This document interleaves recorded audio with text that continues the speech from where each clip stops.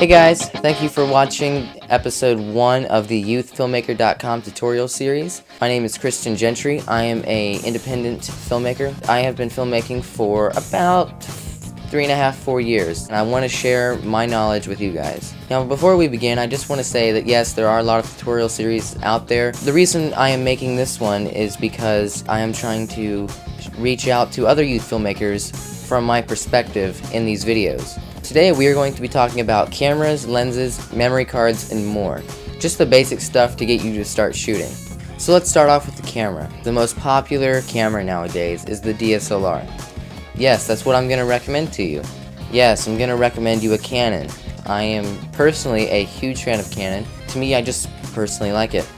Now, I am wanting to switch over soon to Panasonic like the GH2 or GH3, but that's a whole nother episode in itself. Let's get down to business. The camera you're going to want to get, assuming that your budget is around $500, is a Canon T3i. And I don't recommend getting Canon T3, which I also own. If you're going to shell out eventually in a more expensive camera, you might as well just go with the T3i.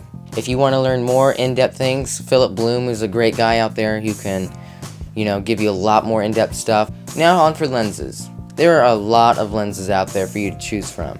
A lot. I mean, really, it's endless. If you're a Canon user like me, you're going to be working with a Canon DSLR, you're going to need to make sure that you have either an EF or an EFS mount.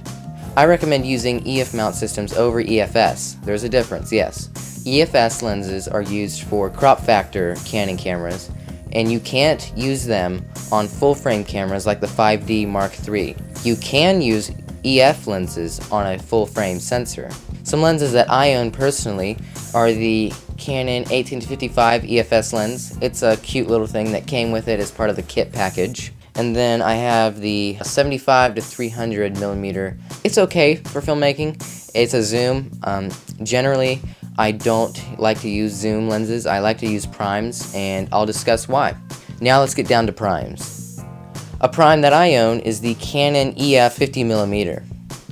It's a 50mm, that's it. It's not a 75-300, it's just a 50.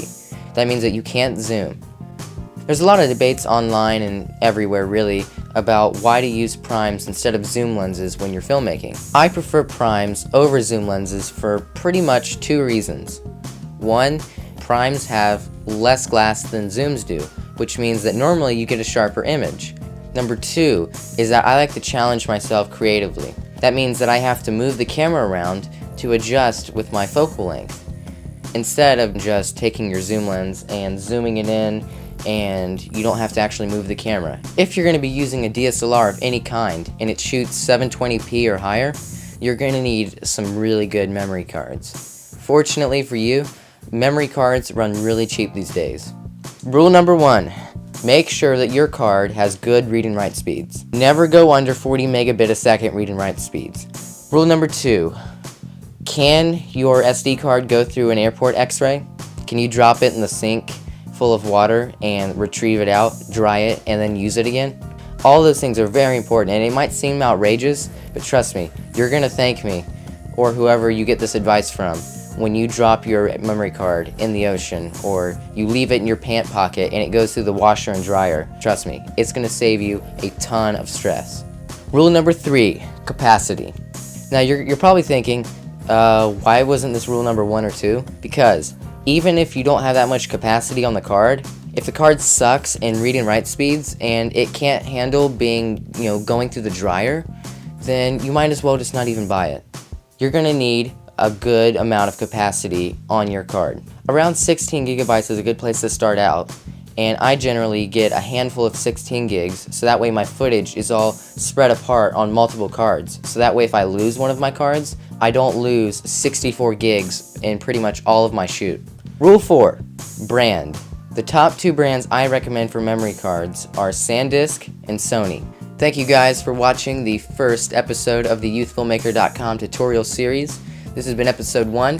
Tune in next week on YouthFilmmaker.com. I will have a new video out for you guys. I believe we're talking about movement, shoulder rigs, tripods, stuff like that. If you have any comments or questions, please let me know. I will have a contact email in the description below. Don't forget, we have 2 other series on our website, the Brandon Watson editing series and the After Effects, VFX stuff brought to you by Tom PTV. Thank you guys for watching. I'll see you guys next week.